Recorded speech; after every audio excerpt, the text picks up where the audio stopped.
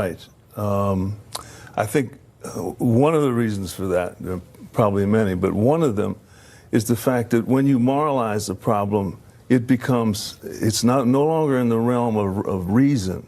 It becomes about identity. Mm-hmm. And so you now have insulted these Trump supporters, and they're going to come back. They're going to say, "Now you're going too far. You're transgressing who I am as a moral human being," and so they then Trump benefits from that that blowback, as it were. That's the second, that word moralizing, it's really important. It's really crucial to what's going on here. Tammy, there's some brilliant quotes in this piece. This is a suburban mom from Loudoun County, Virginia. It's exactly the kind of people that they say Trump is losing with this kind of policy on the border. This is a quote. This is talking about the attacks on President Trump. "It makes me angry at them, which causes me to want to defend him to them even more." It's so interesting. Well, it is. And yet the main mistake, I think, in the New York Times take here is that it's not about digging in to support a man who's being attacked. It is about a defense, as Shelby noted, of ourselves, but within the framework of noticing that the behavior of the left and of liberals in this kind of regard confirms the nature of who they are. That it's frightening to see this kind of effectively mass hysteria, especially since now it's been a bit over 500 days. We've learned that President Trump likes to govern. He's kept his promises. Things have gotten better. That he's doing what we wanted him to do as a businessman. He is definitely a disruptor, and yet things are better. Wages are higher. People have more money in their paychecks. Unemployment at the historic lows for everyone across the board. So when you see this madness, if you will, also Pam Biondi in Florida was chased out of a movie theater. You see this dangerous kind of framework. And about a year ago, by the way, Steve, is when that guy tried to kill 23 Republicans at the baseball field.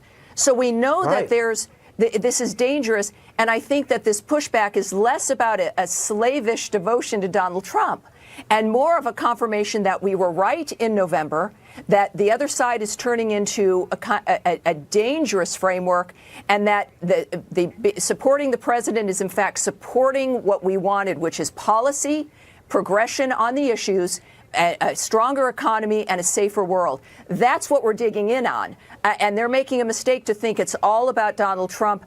It's also beyond his supporters. This is pushing people up in purple counties to support the president.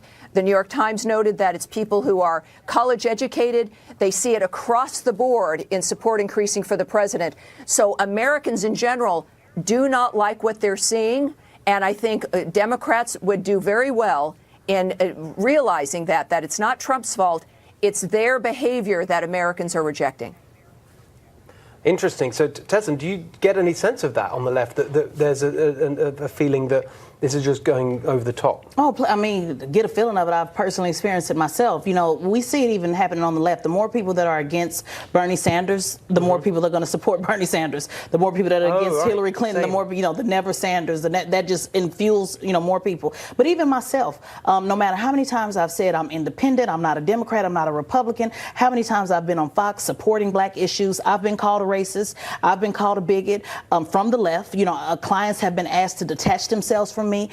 So it's not just happening with Sarah. It's not just happening with people who are, resilient to support President Trump. But just like what she mentioned, even people like myself, the more you tell me to shut up and not assert my First Amendment right, the more resilient I'm going to be about it. You tell me not to go on Fox, guess what I'll be doing? Going back on Fox. So you will see this. We're very pleased to see you will see this type of behavior continue, because it is about people trying to take away people's right to have freedom of speech, to have different opinions, to have diverse opinions where we can all, disagree and agree on policies that make sense. And the more of that, the more hate, the more anger, the more frustration without actually hearing people's ideas, sitting down, side by side, hearing other Americans and how they feel, the more hate it will be. And I really, to be honest with you, I don't know what that's going to turn into 2020. But even Barack Obama said being anti-Trump will not be enough. You will have to focus on policy if you want to see President Trump out of office.